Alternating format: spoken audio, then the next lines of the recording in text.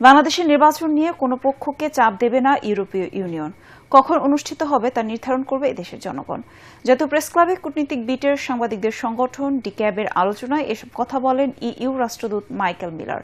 তিনি বলেন, জুলাই গণহত্যায় অভিযুক্তদের বিচার হওয়া উচিত, তবে তা হতে হবে নিরপেক্ষ ও আন্তর্জাতিক মান বজায় রেখে।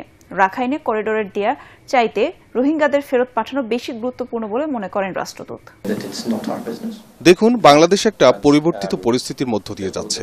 নির্বাচন এদেশের জন্য খুবই গুরুত্বপূর্ণ।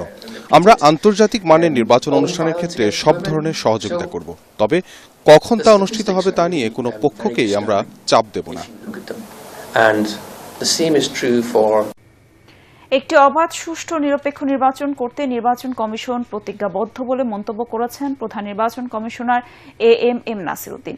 তিনি বলেছেন, এবার আর দিনের ভোট রাতে হওয়ার কোনো সুযোগ নেই। নির্বাচন কমিশন কোনো রাজনৈতিক বিতর্কেও জড়াবে না বলে জানায় সিইসি।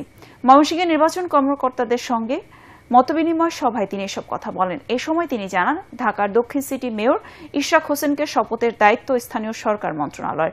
এ বিষয়ে নির্বাচন কমিশনের কিছু করার নেই। সভায় ময়মনসিংহ অঞ্চলের জামালপুর, শেরপুর, নেত্রকোনা, টাঙ্গাইল ও কিশোরগঞ্জ জেলা ও সকল উপজেলার নির্বাচন কর্মকর্তারা অংশ নেন।